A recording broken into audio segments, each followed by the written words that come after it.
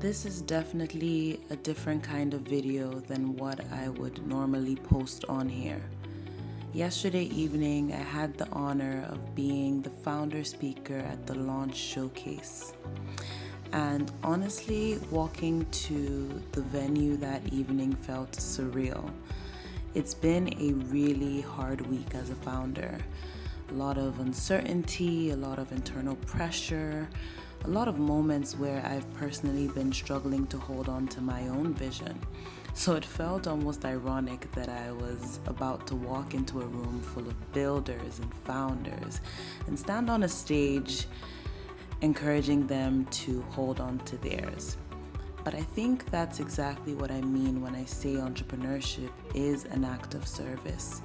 Sometimes you're called to serve, and your obedience is bigger than your emotions in the moment. And that's what it's truly about. So, here's my speech. And I'm delighted to introduce you to Faith Ibrahim from 919 Freedy. Come on up.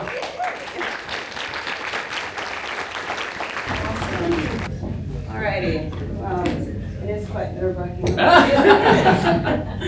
Okay, awesome. You're amongst friends, Faith. It's fine. No problem. Good evening, everyone. It's really a privilege to be here in front of everyone tonight at the IEM Ventures Launch Showcase. It's crazy to finally see it come to fruition, so I'm so grateful to everyone that has been behind everything. So when I was thinking about what I wanted to share today, when Naja so kindly asked me to give a speech, I didn't want to come here and give a perfect founder story, because the truth of the matter is it doesn't really exist, at least not in my book. The truth of my entrepreneurship journey is that it hasn't been a linear process whatsoever. So instead, I wanted to talk about vision today. And one principle that shaped my entire life. So when I was 19 years old, I was finishing my third degree in fashion business in California. Crazy, I know. I saw someone's facial expression. And I was forced to read this book called 7 Habits of Highly Effective People by Stephen Covey. Some of you here probably have heard about the book or have read the book. And the specific thing about the book that I found is a principle that stayed with me, which is called begin with the end in mind. And from that moment when I discovered that, I was very glad that I was forced to read this book because it really changed everything for me. So at 19, I was working in the fashion industry already for a few years. I started working in the industry around 15 years old. And I started a fashion company that was loved by many in California. But the truth of the matter is I saw a lot of the behind the scenes. I saw so many pictures within the fashion industry that honestly disturbed me. Because I was so close to the production side of things from an international manufacturing perspective and a domestic manufacturing perspective, I saw chaotic production lines, I saw fragmented supply chains, and honestly, I saw exploitation. Not the type that you read on the headlines. I saw it in person, up close. And I'm also from Nigeria, so I've been around agricultural environments and I've been privy to a lot of communities within agriculture. And again, that can tell you that I saw exploitation at the farm level firsthand as well. So interestingly enough, fashion and agriculture have both been in my blood. And the question that I kept coming back to when I was trying to put these two worlds that I love so closely together was this. Why are these two worlds so disconnected when one depends entirely on the other? If you're not aware, fashion solely depends on agriculture, but we don't talk about it enough. We don't see a lot of it because it's always the flashy Gucci and whatnot that were put in front of us, right? And when I was thinking about all of this, I'll be very honest, at 19, the end that I had in mind was very clear, but the path was not clear at all. I like to call myself a fashion polymath because I went on to graduate with 4 degrees within fashion.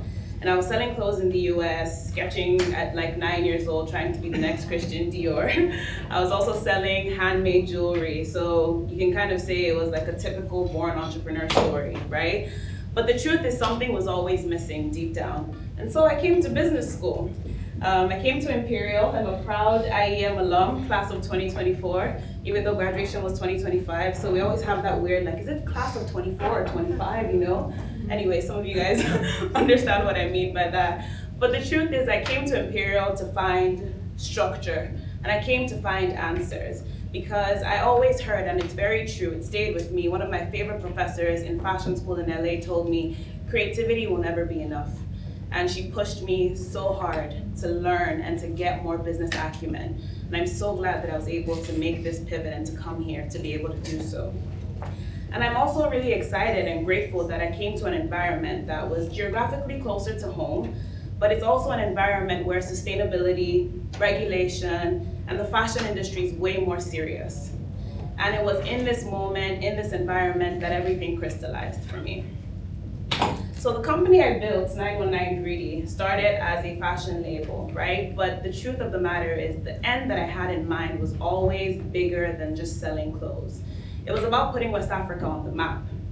So not just as a sourcing footnote, but as a center of excellence, because it is, but we don't talk about it enough.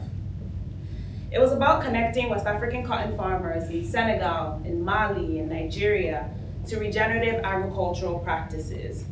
It was about giving these communities that shaped who I am the tools, the infrastructure, and the global connections to create a new future. So we're talking farm to fashion, seed to stitch, literally, that's how I like to call it. All about traceability, all about sustainability metrics, and concrete data. It was about creating quality cotton that the best brands globally can trust and be proud of. Now, if I'm being very honest, this dream was about wanting this cotton for myself, okay? It was about wanting the cotton for my own business. And then a bigger question came to my mind. What if this wasn't just for me? What if I could open up this and make the whole ecosystem better? And then 919 Greedy was not just a fashion brand anymore. It was an infrastructure builder. It was a connector. It became a solution provider. And the truth of the matter is, entrepreneurship at its core is an act of service, right? You see a broken system, you want to create a better one. You want to serve people who need a solution that doesn't really exist quite yet to satisfy them, right? Everyone in this room can understand that to a certain level. And the principle that guided every step goes back to the first thing I spoke about. Begin with the end in mind.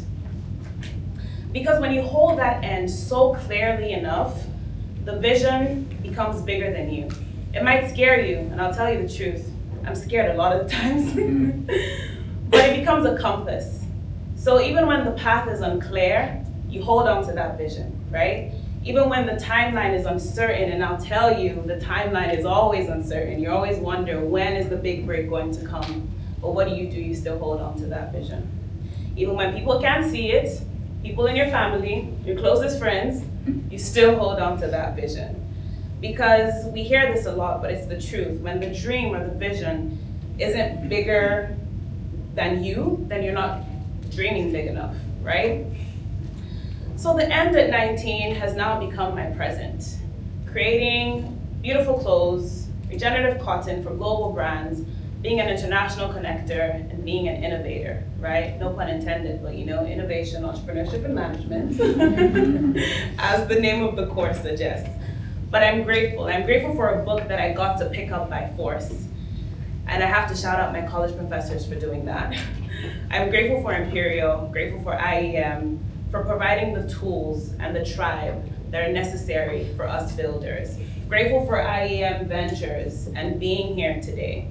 Grateful for this room tonight.